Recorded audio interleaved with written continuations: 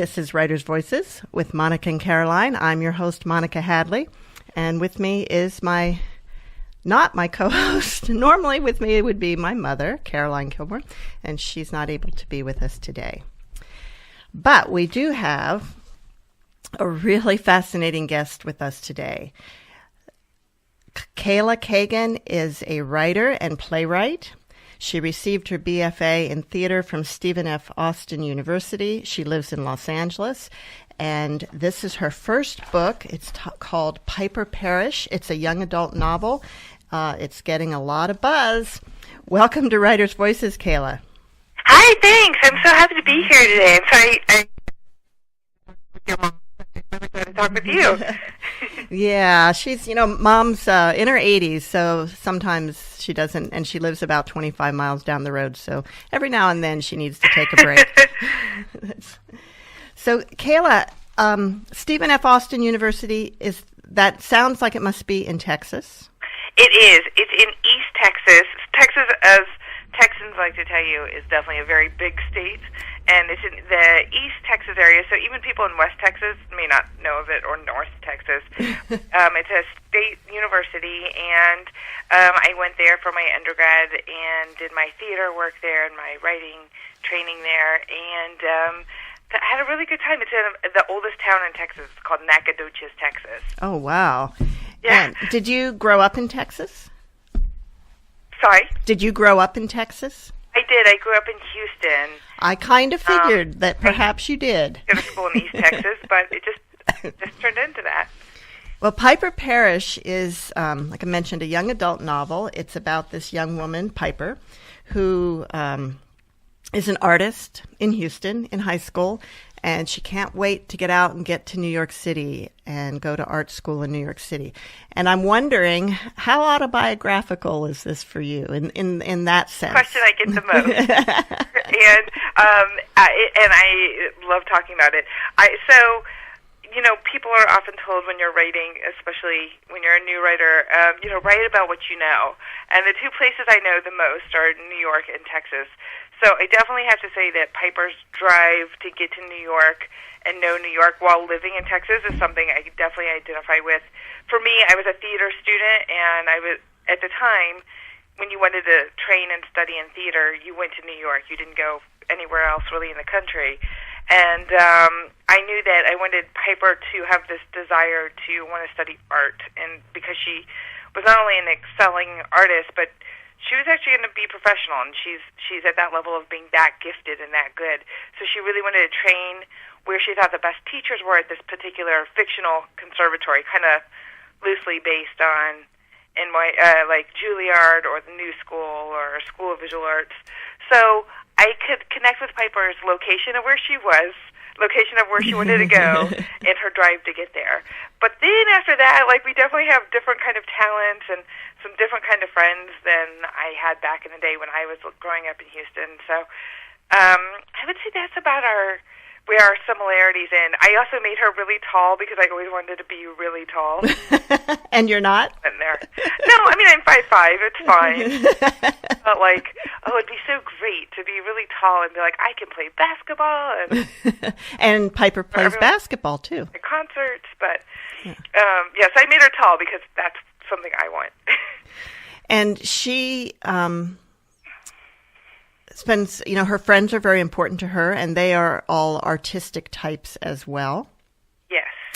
And that is, I guess, another similarity. Most of my friends are visual artists or fine artists or writers, and I grew up around my mother. My mother owned a ceramic shop and was a potter, and so I grew up around ceramicists, both hobbyists and amateur level, as well as people who were doing it for a living, and potters. And so I always kind of grew up around the arts, although I can really appreciate them. I'm not great at executing them. I'm better at the text and writing.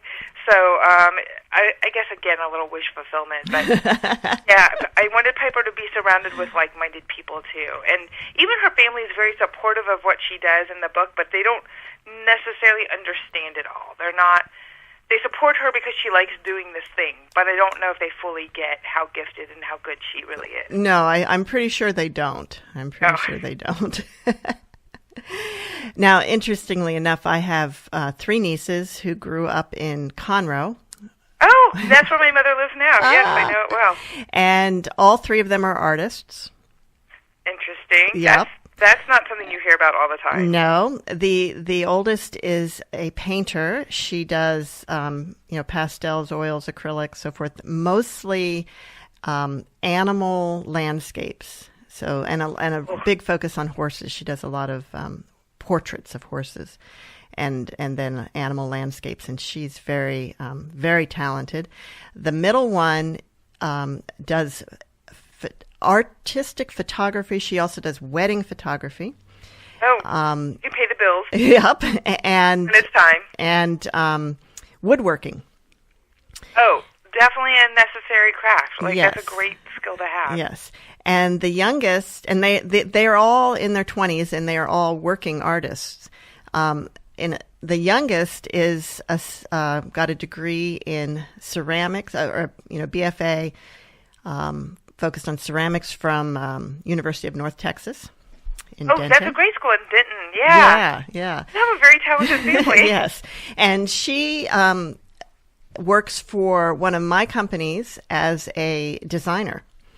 So cool. She's able to, I hired her right out of college, and she knows how lucky she is to have actually gotten a job out of college where she gets to draw all day. I mean, don't rub it. I'm sure that when they tell their friends, all 3 of them are working and doing what they want. That's pretty impressive. Yeah. That's pretty great. So I'm definitely going to pass this book on to the youngest one in particular, and I think she'll identify a bit with Piper. So, you said you studied theater, but did you also always have in the back of your mind that you wanted to write?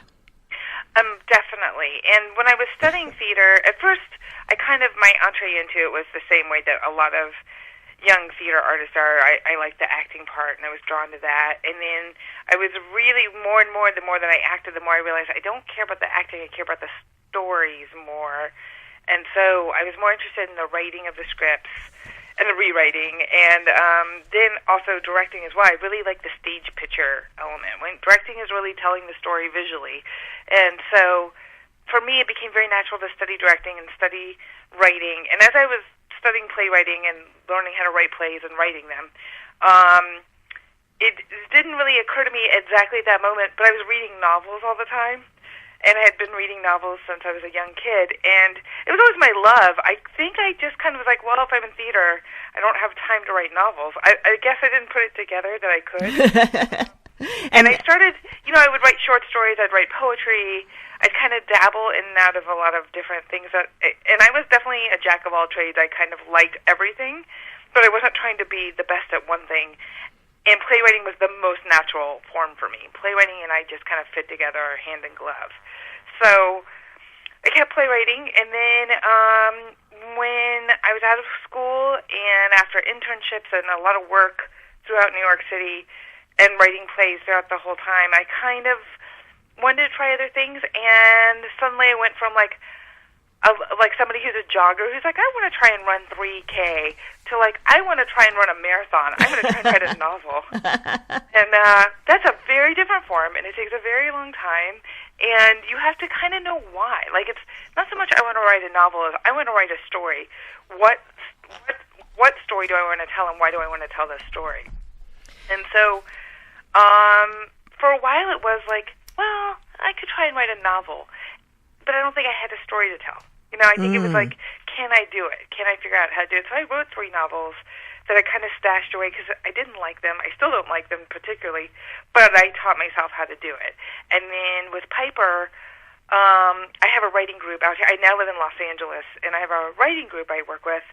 And I was telling them, I said, I really want to write a novel that's like a journal, like a diary, because I also write in a diary, and I've been doing that since the 4th grade. And I said, I want it to be from the perspective of a high school senior. And I know she lives in Texas, and I just want to document a year of her life, and that's it. And I want to see if I can make it into a book. And they're like, go for it. Try it out. If it doesn't work, it doesn't work. So I started it, and before I knew it, Piper had taken over. And I was kind of like, oh, I guess I am writing Piper whoever she is, and then figuring out what she wants and where she wants to go and what her life is, and Excuse me. to me through a character more than a story. Really. So you really started with a single character. I really did. It's the old playwright. It's my sneaky way of putting a little playwriting in the book, I guess. Like, here's this girl. She desperately wants to get to New York. I have to find out why. I have to figure out what's not going to let her. And I have to hope I can get her there. And that was my goal. And then I started writing at 30 minutes a day. That was my cap. And so I could have the rest of my life and do the rest of the work I needed to do. And then at the end of the year, I had 365 pages, or 383 pages of a book, of a first draft. And I was like, okay, now I think I like this. I'm going to revise it and try and send it out in the world and see if anybody else likes it too. Now, did you write it chronologically? I did. I wrote it every day. The times and the dates that are listed in the book. The book is kind of divided into chapters by month, but each month has its daily entries. And most of the time that is listed is when I was actually writing, except for sometimes there's like she writes at 3 in the morning because she's had a late night out. Well, I did not have a late night out. You're not a high school senior. No, not for a long time. So, sometimes I was writing at 8:30 in the morning, but the past 3 entries were at 8:30 in the morning. So I was like, okay, well, she needs writing. And also, she's on a class schedule. I was on a work schedule. So certainly I need to make sure she was either in Spanish class or skipping a class or, at recess or whatever I had her doing, so that we knew where she was in that, because it's written in a journal, so I'm not constantly saying, today in the gym, this happened. Today at the house, this happened. So, because it's first person, past tense. So it's always kind of reporting on what just happened, or maybe what happened a day or two before. So the time frame kind of sets up the structure, and we followed her day by day through that. And the days were the actual days that you were writing? Oh, yeah. Like, February 3rd is a Super Bowl day, the year that I was writing this. And I was like, well, Piper and her family are watching the Super Bowl. Let's just figure this one out. Because I was like, what happens in real life? And then you don't avoid birthdays. You don't avoid holidays. These are things that really can enrich kind of the texture of her life, too. And it was fun for me to build scenes around them. Wow. And how did the other characters show up for you? The first character that showed up besides Piper was her best friend, Kit. And then the very first page, Kit's full name is Katrina Bash, but she goes by Kit. And Kit was the closest ally and best friend, because you can't have a high school girl without a best friend in my world. I'm like, you've got to have somebody. And Kit, immediately, I was like, Kit's much cooler than Piper, but she doesn't know it, and Piper doesn't know it either.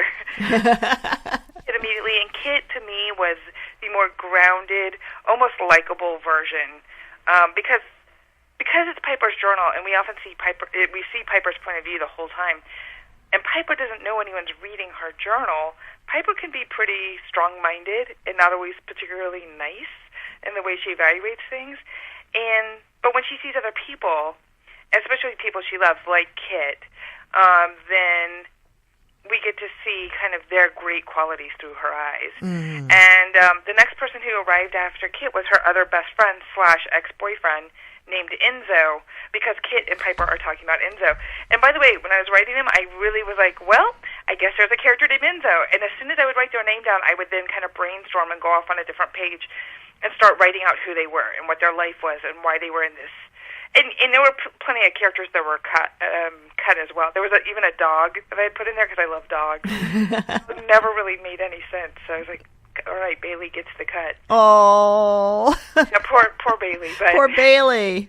Bailey is my grand dog. Oh, now I feel extra bad. It's a boxer. Oh, little Bailey. Yeah. Yeah, so they just kind of started a writing. I knew that she was going to have an issue with a sibling. Oftentimes, and I know it's thematically what I deal with a lot, when I'm writing younger characters, which is what I used to do more with playwriting, and now in novels, I almost always have their central conflict with their siblings. And why is that? I mean, part of it is definitely me working my own stuff out, own sibling issues. I'm fascinated with it. You know, there's been all these studies in the last 10 years that siblings are truly supposed to be the ones that we're closest to, if we have them, because we live with them the longest amount of time, even longer traditionally than our parents. If nothing, you know, if no tragedy has struck or anything like that. Yeah. And that there are other storytellers in our lives. So when your parents may pass on, the people who remember the events usually, if you live in the same house with them and if you have a closeness with them, are the sibling, and they are the other storyteller in your life. And I've always found that very fascinating, just like we're the storyteller of their life, and we may have a very different story than what they have of themselves, and vice versa. And I'm compelled by that constantly. I don't think I'll ever honestly let that go, even if I'm writing about older siblings at some point. I have That's used really to write about interesting. twins, and I'm not a twin, but I used to think, to share this brain and to see the same story from different points of view, I'm fascinated with that. So I knew that her biggest antagonist would be her sister. I also, it doesn't happen all the time, but there's a lot of young adult writing where the parent is the natural enemy. And part of that is like the teenagers building their independence and leaving home in a contemporary novel. But I really didn't want to make the parents the enemies. They are not perfect, and they are faulted, and they have some issues I wish they would course correct. But they're pretty good parents. They do the best they can, and they make a fair amount of mistakes. But I didn't want them to be the evil villains. Right. You know, they're not. Right, and they're not. They're not. No. I kind of wish they would step up and take some responsibilities when they need to, but we're all human, so I try to ingratiate them with that as well. Now, Piper's sister has more than a normal amount of issues. Yeah. I'm very careful with her sister's name is Marley, and I'm very careful with the way I describe her because my publisher, my editor, and I know what we have diagnosed her with and how we work through that with her. But I really didn't want to give a clear definition for a couple of reasons. One of them being that I think a lot of people who deal with a person in their family with mental illness don't always have the ability to get a clear answer or the clear diagnosis or the clear medication that would help them have a more normal life. And I know that there's a lot of mental health awareness now. And that there's a lot of people who do get help, and that's the great part of the story. But for those who are around the situation, who are suffering, and who don't always have the answers, and maybe not the skills, and or not the money to afford help, and or maybe there's another issue like a family pride where they don't talk about it or anything like that, I really wanted to address what happens when the problem is not solved, and when the character is not solved, and how the family continues in that orbit around that character or that person. It's important to me to see and to have teenagers and young readers who read this to go, oh yeah, I feel stuck like that too. I feel trapped like that too. I want to get away from my situation too.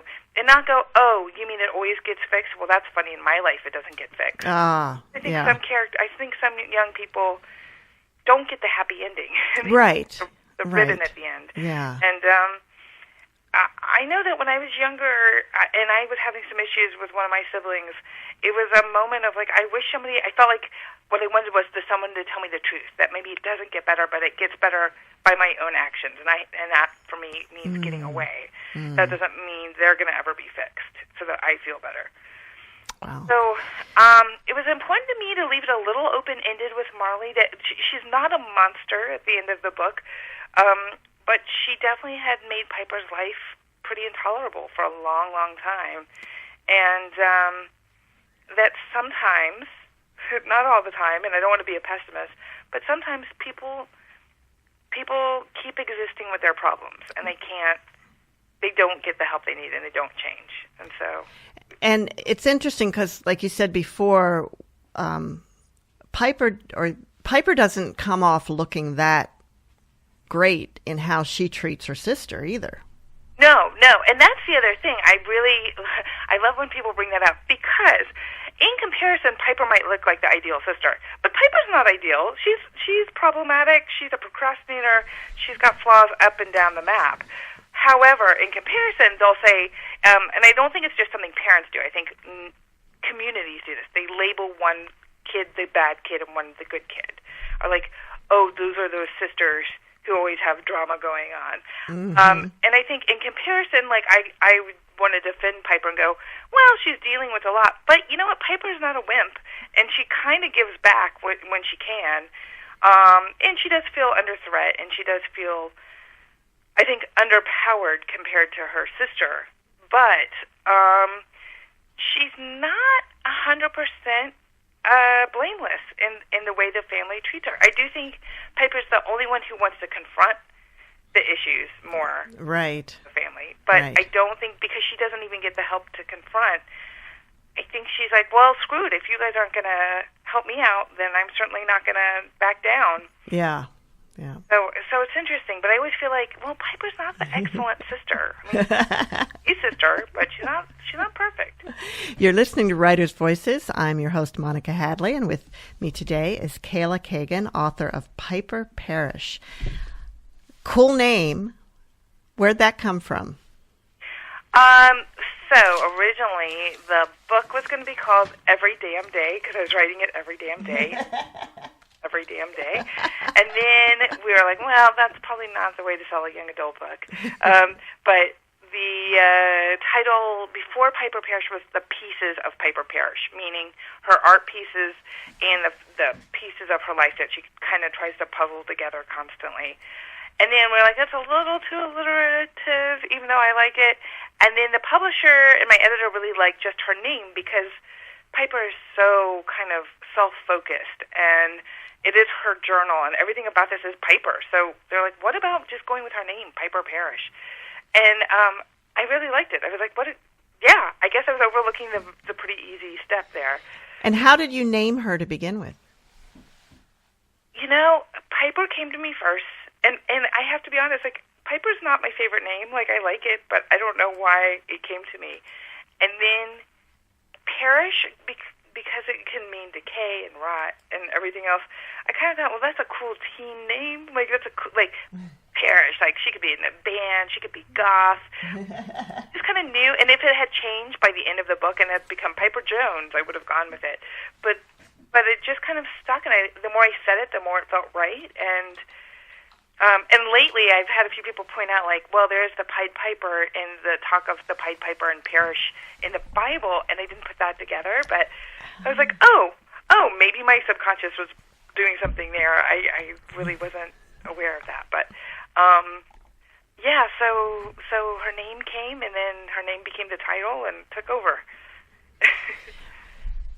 So you said you wrote on this, you wrote basically throughout a school year or through an entire year? Through an entire year. It was 2013. Okay. And there's a poet that I really like named Robert Hass, Hass, and he has a quote that became my mantra, which was, take the time to write. You can do your life's work in half an hour a day. And I've said this quote often because just like if you're building anything, and I don't necessarily think it has to be writing, but a lot of people think, well, if I can't sit down and do this task for 4 to 8 hours a day, then I'm not a writer, or I'm not a performer, I'm not whatever it is that you want to pursue.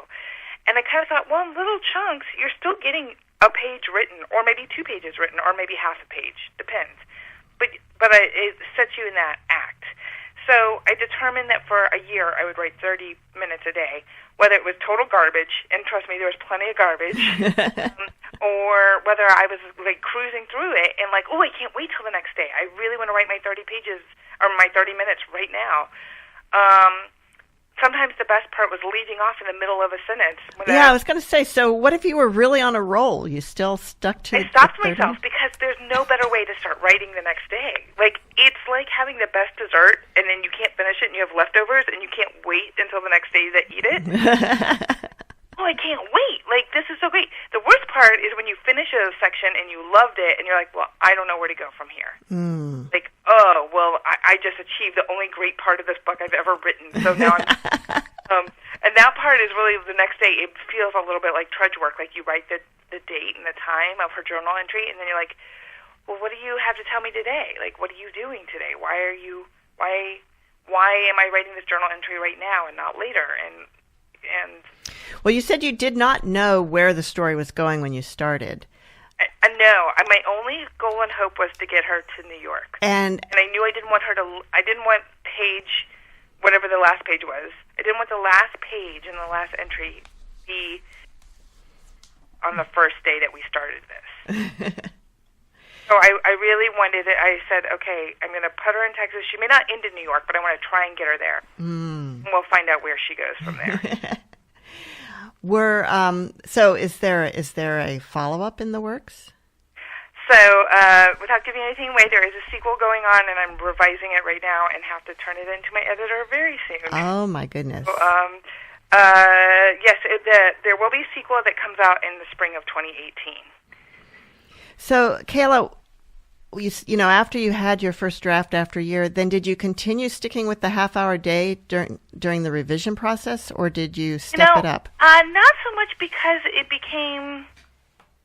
First, it felt like a little bit of an accomplishment just to get through writing a first novel that I felt kind of proud of, and kind of felt like, oh, this might be something. Like, let's pursue it. So in the revising process, because I had this writing group that I would go to, what I was doing is I was writing every day in a journal, transcribing the pages into my laptop, and sending them the pages so that we could discuss them when we workshop with each other. And throughout the year, I had been getting notes from them, and some I was incorporating, and some I was holding on just because of either time constraints or because I wasn't sure about the notes. So the next part, the revising, was kind of going through the notes and going through, and it sounds really simple, but checking for typos and going through and fixing story points and taking out things that never really worked or added up to more than when I had started writing about them. So that was kind of on and off for a few months before I decided to query and send it out in the world and see if anyone liked it, any agents were interested. And so that was about 3 months of, like, some days I would try to work an hour or two. Sometimes I had a little more, a little less time. It just depended on what was going on. I was doing social media work for the LA Times at that point, so my time was much more dedicated to working for someone else than for myself. But once we got it in a draft form that I thought was strong enough to send out, I crafted a query letter, and I sent it to the top 5 agents that I was interested in. Of that whole thing about you get 100 rejection letters before you get a novel sold, it is true if you don't query smartly. Like there's so many people I could have queried that I know they were going to say no to because they weren't looking for a contemporary young adult book. So I feel like I want to tell writers, like, if you really, really select with who you query. Well, how did you do that research to find out who you should query? A lot of times, if there's authors that you already like who are writing in that genre, you can go online and kind of trace who their agents are. Either sometimes they thank them publicly.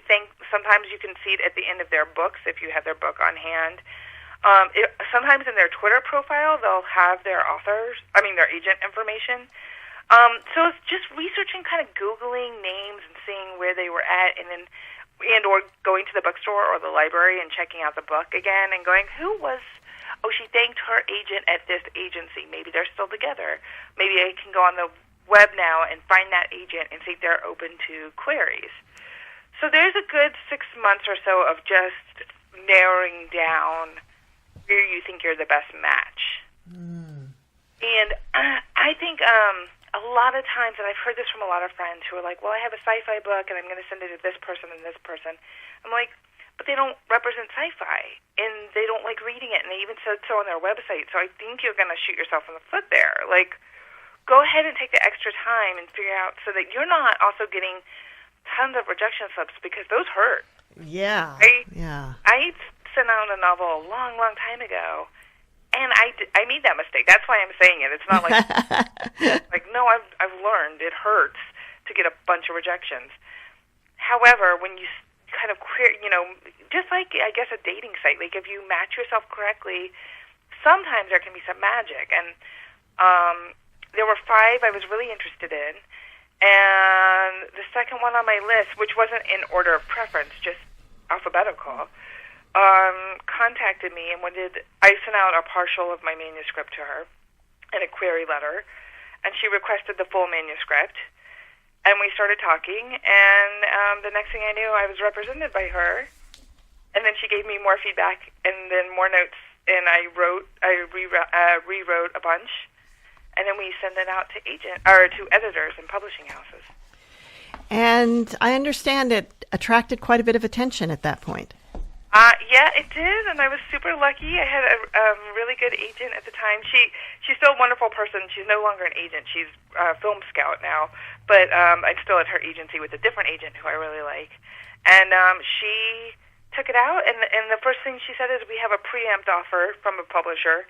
I didn't know what a preempt was. I was like, oh, what does that mean? And she said, they're going to offer you a certain amount of money, and you can say yes or no right away.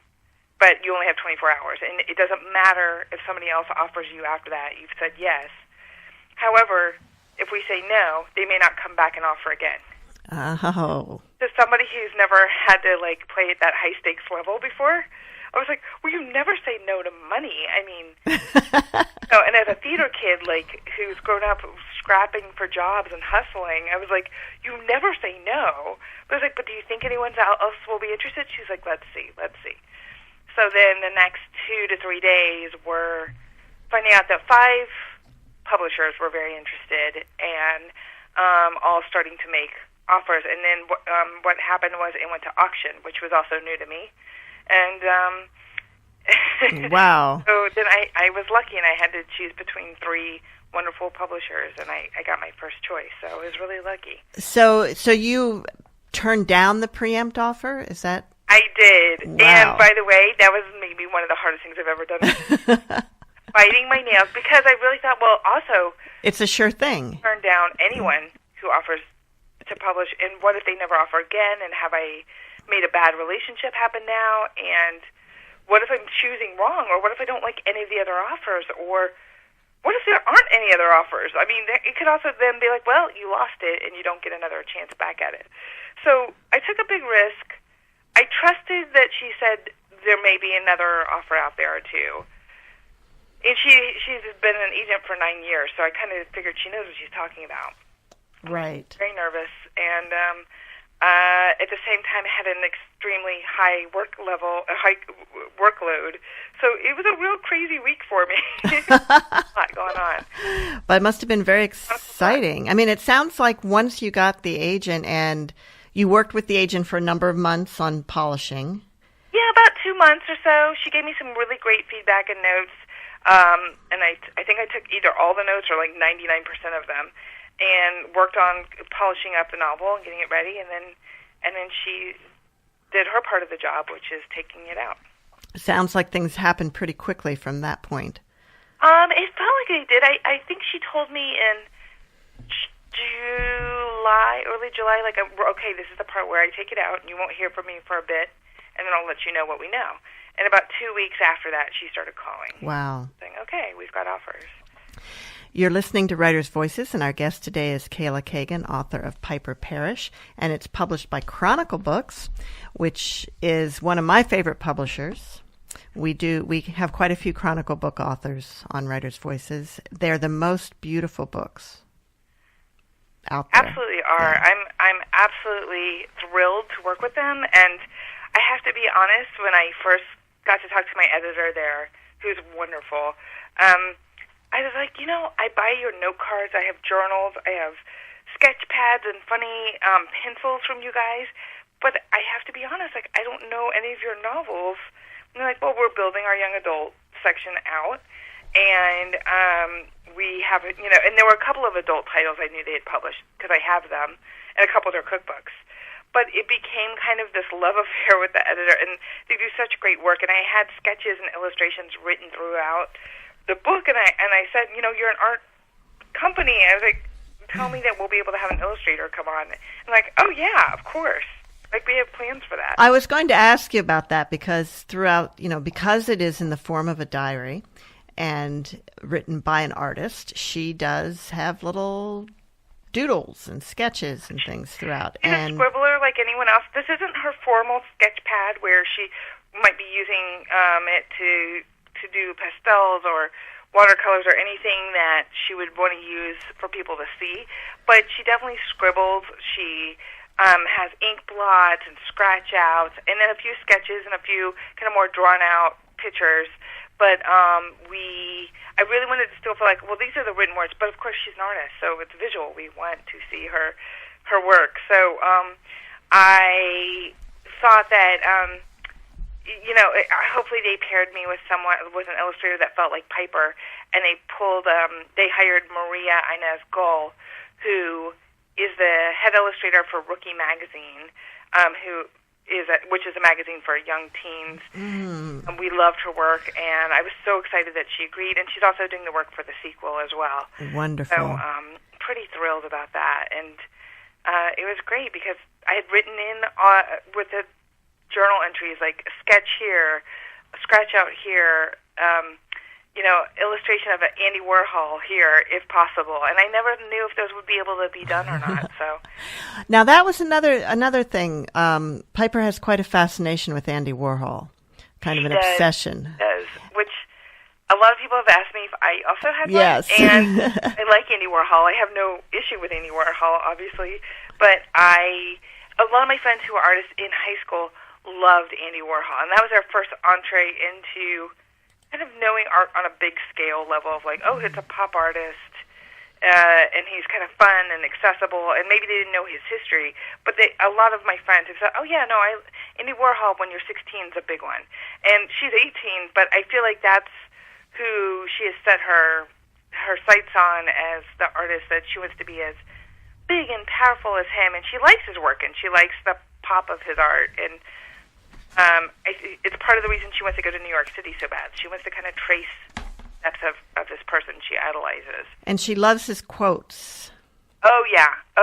And, so he also kept a diary, and he also chronicled how much money he spent. And though she doesn't do it every time she goes out, she does write down money, like currency that she spends throughout here and there. And I think she basically kind of diaries probably because Andy diaried and journaled, and I think that's my secret tribute of like, oh yeah, his diaries, they're very everyday. Some of them are very boring entries, and they're fascinating because look who he became. And I've always been fascinated with thinking about what artists are like when they're teenagers. Like, what was Picasso like as a teenager? Who knows? Like, we know about his very young days. We know about when he was a young married man. But there's a lot of times that we get skipped over in history just because it hasn't been written down and we don't know. And I kind of imagine that in Piper's world as a fictional character, one day she may be a fantastic, huge artist. And I want there to be a little record in like her origin story of being an artist as a teenager. Well, why don't you read us a little bit from Piper Parrish? Oh, sure. I would love to. Okay, so I'm going to read from I'd say about 2/3 to 3/4 of the way into the book, from the date of July 9th, which is her entry happens at 1:45 a.m. And just to give you a little quick tip, Katrina, also known as Kit, is her best friend, and her last name is Bash, and so Piper will be talking to her father throughout it. And Piper will also be talking a little bit with her friend Enzo and her brother-in-law to be kind of Ronnie, her sister's boyfriend. July 9th, 1:45 a.m. Spent all day and night at work so I could avoid my house. Went to Kit's. Her dad told me that she and her mom had gone to Galveston for the day, then asked me if I was getting ready for my great big New York adventure.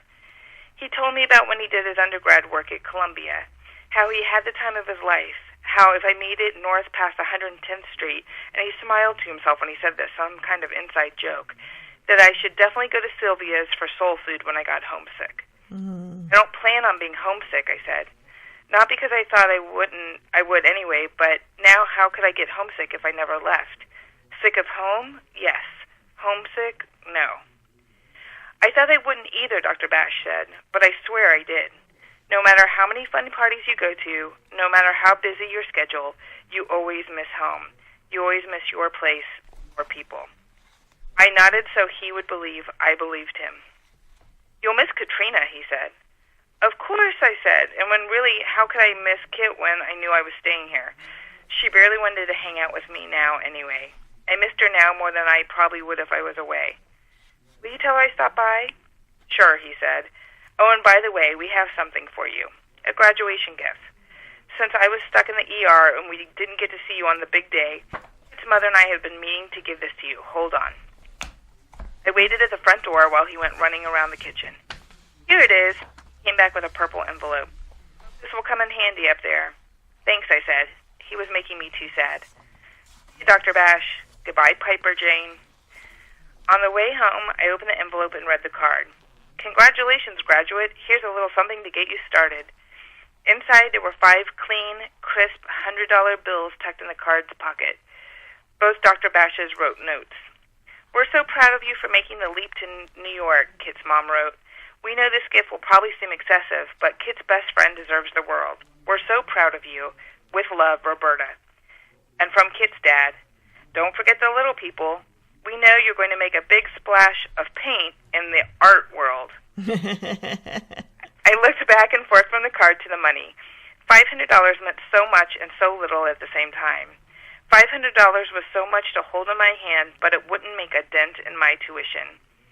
I smelled the dollar bills like they would have some power over me. Nothing but stale paper. Totally powerless. I texted Enzo. Kent went all the way to Galveston to avoid me? He texted back. Her mom made her. It was her day off. Me. Kent hates Galveston. But he didn't. Her mom doesn't. Me. This is bull.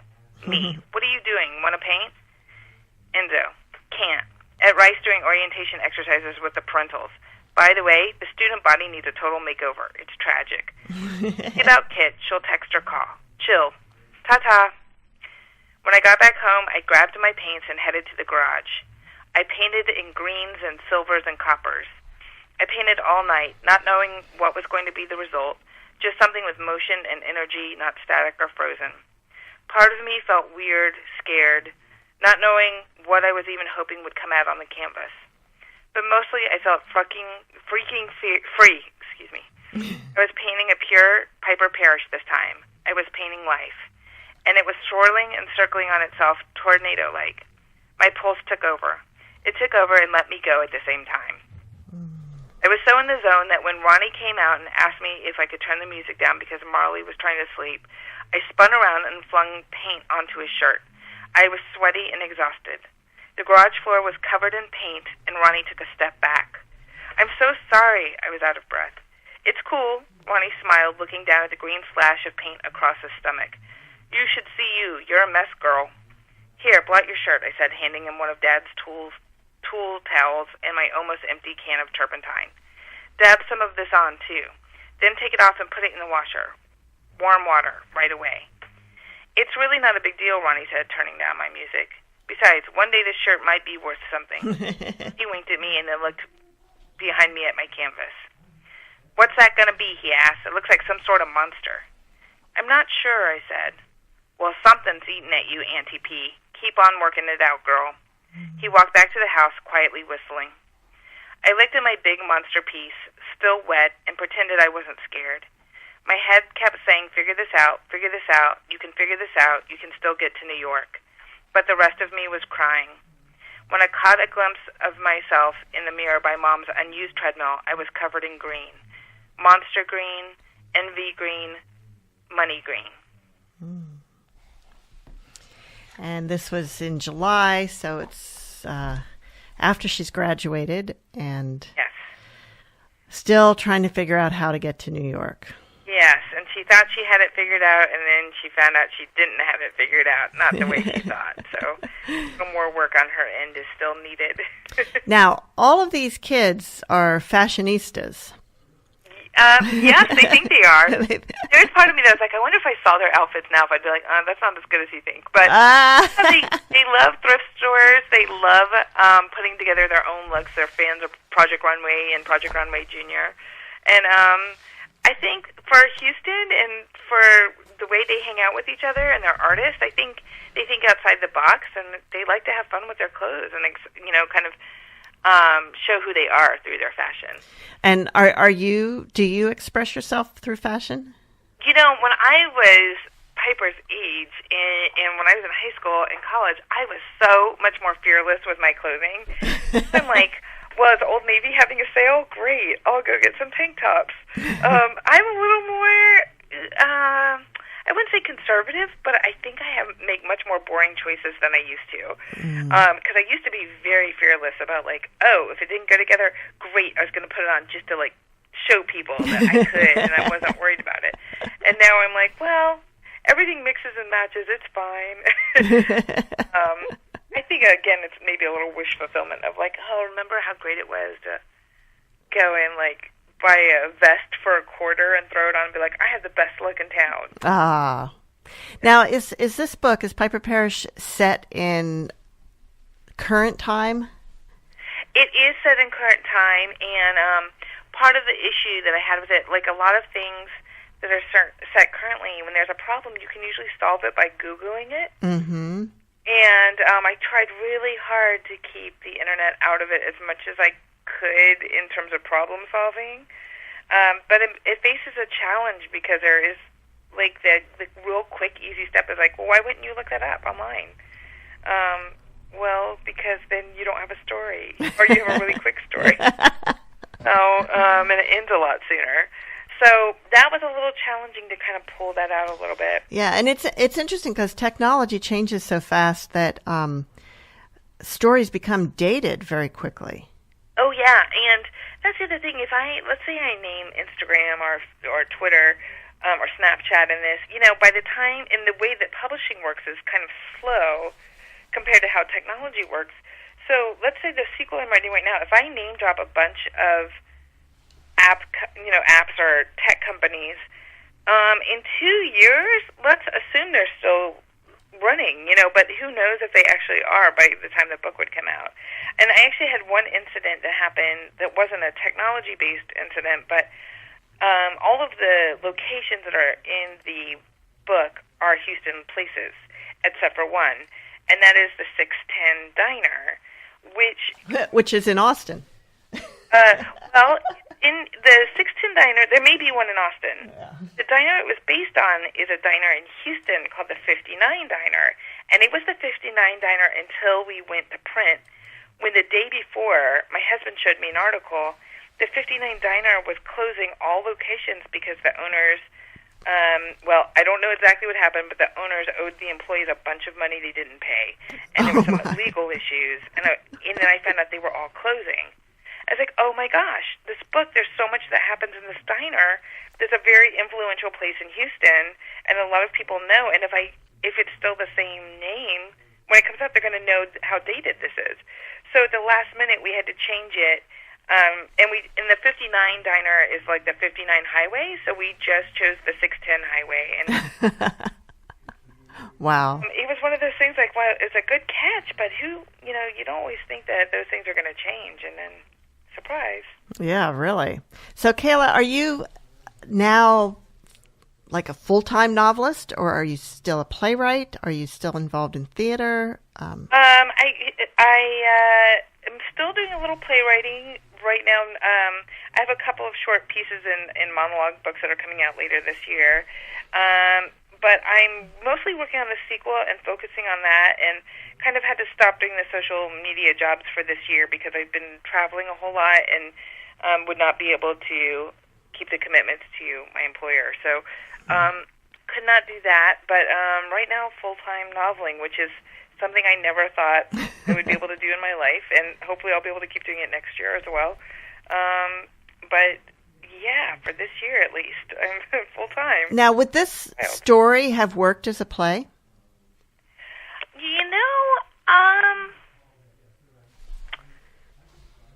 Wow, that's such a good question.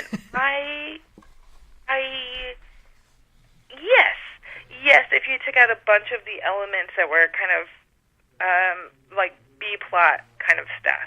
A lot of people have asked me, have the movie rights been sold? And, the weird thing is to me, and I understand why people ask that, the weird thing is that I've never seen this as a movie, and I'm a very visual person when it comes to production, not necessarily to fine arts, but I don't see it as a movie at all. So I was like, no, why would it be a movie? It's a novel. That's actually the complete form it's supposed to be in. But somebody brought up, well, what about a series, like a Netflix series or an Amazon series? And I was like, that I could see more easily. But a movie, no, it doesn't make any sense to me why this would be a movie. So with a play, I go, well, if we really focus on Piper and Marley with art as kind of the theme that runs through the book and not Piper and art as the major focus, I think we could make it a play. But I'm like, wow, I never thought of it as a play either. So... have you had plays that have been fully produced? So I have a weird little niche that I'm in. I write a lot of short plays for high schoolers and college students, and they're kind of produced all over the scene all the time. And I used to have, when I lived in New York, I had professional productions. Like oftentimes theater companies would put 4 of my short plays together and make it an hour, or like a night of one acts or a night of play readings. And then I had a couple of full lengths that were produced as well there. So but strangely, like I get emails from like Boise State. They're like, hey, we're doing one of your plays and we have questions for you. I'm like, great, tell me all about it. Wow.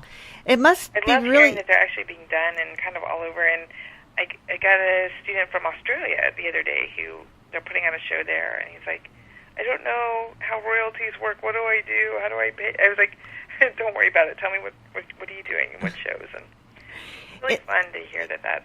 It must be interesting to actually see your work performed, because, particularly if you aren't involved in the production at all. Oh, yeah. It's super weird. I mean, it's almost like a relief when you're not in the rehearsal process, because then you're like, well, I have no responsibility for whatever may come.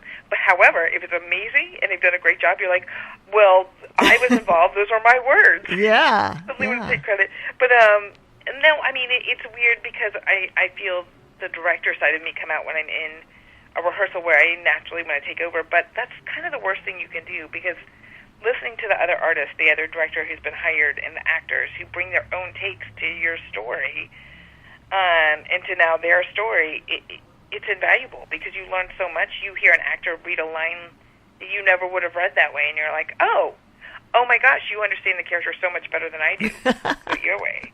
So it's kind of exciting. And right now, for the first time ever, I'm producing a show. Rabbit Hole is being done here in Los Angeles, which was on Broadway with Manhattan Theater Club back in New York. And I was a part of that through the... I used to work at Manhattan Theater Club, and through the Arts Education Department, we would do family matinees and study guides and things like that for it. And now there's a small theater company out here in Los Angeles who's doing it, and they brought me on as a producer, and it's very exciting to like pop in a rehearsal and see what they're doing. And I love the script, so I love seeing it. So you're still involved in theater? I am, yeah. When I first came out here, I joined a theater company, and it had 10 other playwrights in it, and we were supposed to be just development and workshop with each other, but then we started producing. We did a really fun kind of satire on Paula Deen, which was really, really fun. And we had characters that were sticks of butter. It was really wild. I loved it. But everybody's busy with other projects, so we haven't had a chance to meet in a long time. But yeah, I definitely keep my foot there. It's my home. That's my comfort. Now, what about making the leap to screenwriting? Well, so the big secret is I'm married to a screenwriter. Ah. And I see his work, and I see how hard he works. And I don't know if I have it in me. But, I mean, do I have storytelling in me that would be fun to write for the screenwriting world? Yes. But Hollywood is such a different game, and it's I don't put it down at all, but it's a game I don't know if I'm strong enough to play, and he is, and he also focuses on young adult stuff, so he's had 2 movies that have come out that have done pretty well, and he's still like, wow, it's a hard business, like it's it's a challenge. So is that how you ended up in L.A.? It is. Yeah, Yes. we were living in Manhattan, but he was working out here more and more, and his managers and his agents were asking him to come out because the more he was out here, the more meetings he was having, and he was booking gigs. And we had lived in Manhattan. I was there 12 years. He was there 11 years. And we just kind of decided to give it a shot. We were like, if we absolutely hate it, we'll come back to Brooklyn, and we'll just go on living our life the way we have. And we had friends out there, and his family's in nearby Connecticut. And it turned out we really liked it. And I know it's really flaky to say it, but the weather here really does make a difference. Yeah, really. So, but you grew up in warm weather. Beautiful. Yeah. Yeah. So, do you still have family in Houston? I do. I was just there earlier this week. I was just there coming back on Tuesday. And my mother's still there. I have a brother who lives out in they live on opposite sides of Houston in different areas. My mom's now out in the Conroe area. My brother is out in the Gonzales area. And then I have other family who's kind of spread out through the United States. But everyone started in Texas, and a few remain. And my aunt, uncle, and cousins are out in Houston as well. So Piper Parish is out in the bookstores now, and the sequel is coming out in a year, right? In a year, spring 2018. I don't know the exact month or day, but sometime in spring. And then will you continue with Piper beyond that, or will you move on to another character? I don't think so. I'm pretty sure we're wrapping Piper up with this book. I will be, and I will get to work immediately. But I think we're going to wrap her up and on to new stories. And still for young adults? Are you sticking with young adults? I hope so. Yeah, that's my plan. I have a couple of ideas boiling that I'm very eager to jump on, and as soon as revisions are over on this book, then I will be working on those. But well, I'm really excited to. I look forward to seeing what those will be. And well, I'm like, I was like, I want to start talking about them, but I won't because they're not. I know. Just real quickly, 30 seconds. What kind of response have you gotten from young readers so far? Oh my gosh, super fun. People who immediately connect with her and or go, wow. Piper seems like she could be really annoying at first, but now I love her. And also a lot of readers who are saying, I wouldn't want anyone to ever read my diaries and read my journals. And I go, I know, because they're private. Piper never knew these were going to be read out loud. So yeah. that's why they are the way they are. But they like her, and they think she's funny. They identify with her. Yeah. Yeah. Well, Kayla, thank you so much for being with us on Writers' Voices today. Oh, it was really an honor. This has been so great. I really appreciate it. And usually my mother does a closing quote, but I'm going to do one from the book by Andy Warhol. They always say time changes things, but you actually have to change them yourself. Oh, I love it. And we will be rebroad. If you've listened, have a great week, and see you next week on Writers' Voices.